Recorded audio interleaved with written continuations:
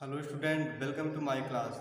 Complex sentence और compound sentence को समझने के लिए सबसे पहले हमें समझना पड़ेगा क्लाज क्या होता है। क्लाज को हिंदी में उपवाक्य कहते हैं। ध्यान देंगे कि ये क्लाज होता क्या है।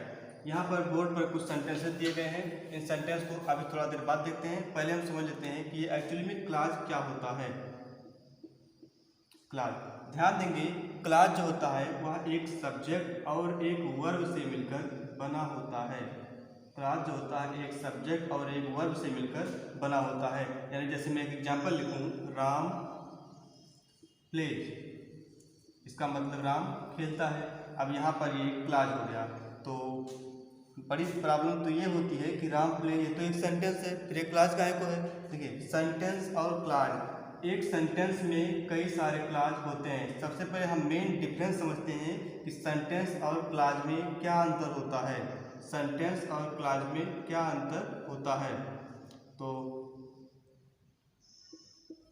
जो सेंटेंस होता है वो किसी तथ्य का पूरा इंफॉर्मेशन देता है कि अगर आप सेंटेंस को पढ़ेंगे इससे पूरा आपका जो इंफॉर्मेशन रहेगा वो समझ में आएगा, ठीक है। जबकि जो क्लाज होते हैं ये जरूरी नहीं है कि पूरी इंफॉर्मेशन दें, ये दे भी सकते हैं और नहीं। कुछ क्लाज हमारे ऐसे होते हैं जिन्हें देखने से ही पता चल जाता है कि ये कहना क्या चाह रहा है, ठीक है। तो कुछ क्लाज ऐसे होते हैं जो हमें पूरा इन्फॉर्मेशन देते हैं और कुछ क्लाज नहीं देते हैं। जबकि जो सेंटेंस होते हैं वो पूरा इन्फॉर्मेशन देते हैं तथा जो सेंटेंस होते हैं वो कई सारे क्लाज से मिलकर बने होते हैं। इट मीन्स कि एक सेंटेंस में दो या दो से अधिक क्लाज हो सकते हैं, लेकिन एक क्लाज में दो या दो से अधिक सेंटेंस नहीं हो सकते हैं। ये तो रहा क्लाज और सेंटेंस में डिफरेंस। आई होप आप लोगों को समझ में आ गया होगा कि क्लाज क्या होता है और सेंटेंस का डिफरेंस, इसमें जो अंतर होता है समझ में आ गया होगा। अब हम एक एग्जाम्पल की मदद से इसे और अच्छे से समझते हैं। जैसे बोर्ड पर सेंटेंस दिया गया है, पहले क्लाज का डिफिनेशन देखते हैं। किसी वाक्य के अंदर दिए गए छोटे छोटे वाक्यों को क्लाज कहा जाता है। यानी कोई पूरा सेंटेंस दिया गया है, उसके अंदर छोटे छोटे जो क्लाज होते हैं, छोटे छोटे टुकड़े होते हैं, छोटे छोटे जो वाक्य होते हैं, उन्हीं को ही क्लाज कहा जाता है। यहाँ पर the news that he has died is wrong. It means जो न्यूज कि वह मर गया वो गलत है। या जो न्यूज है कि ही हैज डाइड वह मर गया, इज रॉन्ग वो गलत है, ठीक है। अब ध्यान रखेंगे, द न्यूज यहाँ पर दिया गया, यहाँ ही हैज डाइड, यहाँ पर देखिए is wrong, the news is wrong, यानी कि जो न्यूज है वो गलत है। ये क्या हो गया, ये क्लाज हो गया। नेक्स्ट है दैट ही हैज डाइड। अब ये क्या है, ये भी एक क्लाज हो गया। तो क्या एक जो सेंटेंस होता है, ये पूरा जो वाक्य, क्या इसमें दो या दो से अधिक वाक्य भी होते हैं? तो बिल्कुल गलत है। एक सेंटेंस में तो एक ही सेंटेंस होता है ना। यहाँ पर क्लास संख्या हो सकती है लेकिन सेंटेंस एक ही होगा। यहाँ पर द न्यूज इज रॉन्ग, जो न्यूज है वो गलत है, पूरा इन्फॉर्मेशन मिल रहा है, इसका मतलब ये क्लाज भी है। मैंने आपको बताया कि सेंटेंस का पूरा इन्फॉर्मेशन मिलता है, लेकिन कुछ क्लाज भी ऐसे होते हैं जिनको देखने से ही पूरे इन्फॉर्मेशन का पता चल जाता है कि ये कौन सा क्लाज है, ठीक है। ये क्या कहना क्या चाह रहा है। यहाँ पर द न्यूज इज रॉन्ग, इसे देखते हैं कि न्यूज गलत है, इसकी पूरी बात प्रकट हो गई, ठीक है। ये क्या हो गया, एक क्लाज हो गया। दूसरा है दैट ही हैज डाइड, कि वह मर चुका है। अगर किसी से कहा जाए कि वह मर चुका है तो क्या इसका मतलब समझ में आ रहा है कौन मर चुका है, क्या कहना चाहता है। इसका मतलब इसे अभी किसी सेंटेंस की और ज़रूरत है अपनी पूरी बात को प्रकट करने के लिए। इसका मतलब ये भी एक क्लाज हो गया, लेकिन इस क्लाज में पूरा अर्थ निकल रहा है और इस क्लाज में नहीं। तो जिस वाक्य में पूरा अर्थ निकल रहा है उसे बोलते हैं प्रिंसिपल क्लाज। जब हम टाइप पढ़ाएंगे उसमें हम बताएंगे प्रिंसिपल क्लाज। और जिस वाक्य में पूरा अर्थ नहीं निकल रहा है उसे बोलते हैं सबऑर्डिनेट क्लाज, यानी कि जिसे किसी दूसरे सबऑर्डिनेट क्लाज, यानी कि जिसे किसी दूसरे सेंटेंस की या किसी दूसरे क्लास की आवश्यकता होती है अपनी बात को प्रकट करने के लिए, उसे बोलते हैं सबऑर्डिनेट क्लाज। आई होप आप लोगों को समझ में आ गया होगा। नेक्स्ट सेंटेंस देखेंगे और अच्छा समझ में आएगा। यहाँ दिया गया है Ram is honest and he is humble.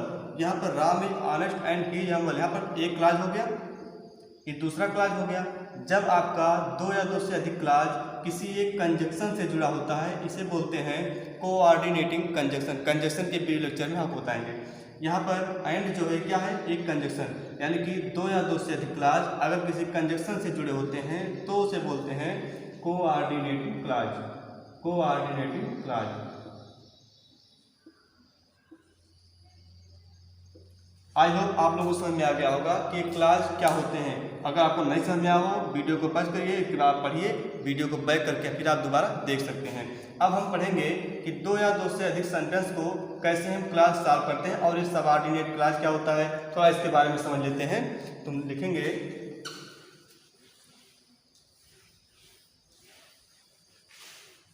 यहाँ पर जो प्रिंसिपल क्लास होता है,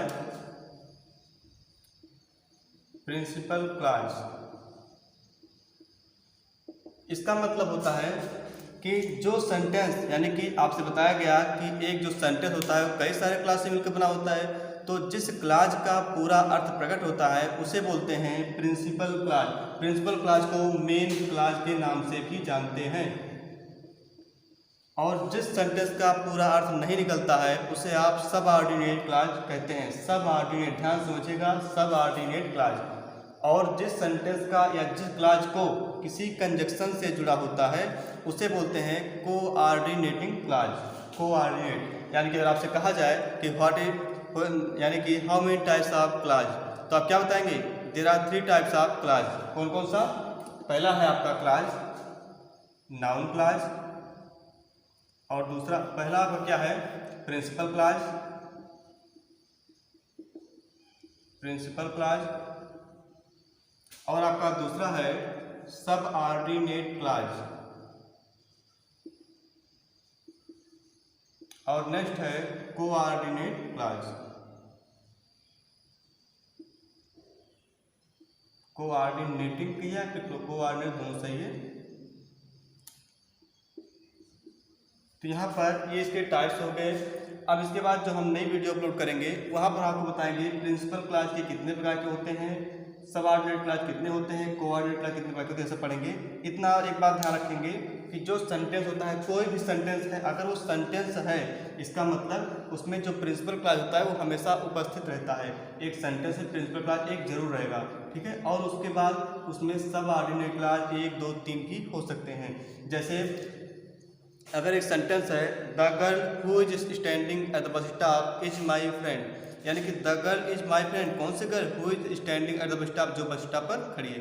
तो अभी ऐसा कहा जाए कि जो बस स्टॉप पर खड़ी है ये क्या है, कौन सा क्लास है? तो ये पूरा इन्फॉर्मेशन नहीं दे रहा है कि जो बस स्टॉप पर खड़ी है। इसका मतलब इसे भी किसी और फ्रेज की या किसी और क्लास की ज़रूरत है।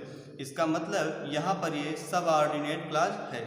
और the girl is my friend, इसका पूरा अर्थ निकल रहा है, इसलिए क्या है? प्रिंसिपल क्लास या मेन क्लास। अगर मैं एक सेंटेंस कहूँ, my sister is lives in Delhi, मेरी जो बहन है वो दिल्ली में रहती है, अब यहाँ पर इस सेंटेंस का पूरा अर्थ प्रकट हो रहा है, इसलिए क्या है?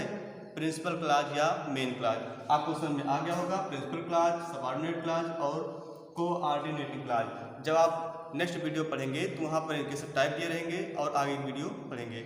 इस वीडियो में केवल इतना ही, मिलते हैं नेक्स्ट वीडियो में। Till then take care, keep practising. अगर आपको वीडियो समझ में आया हो तो इस वीडियो को लाइक जरूर करेंगे। बहुत बहुत धन्यवाद।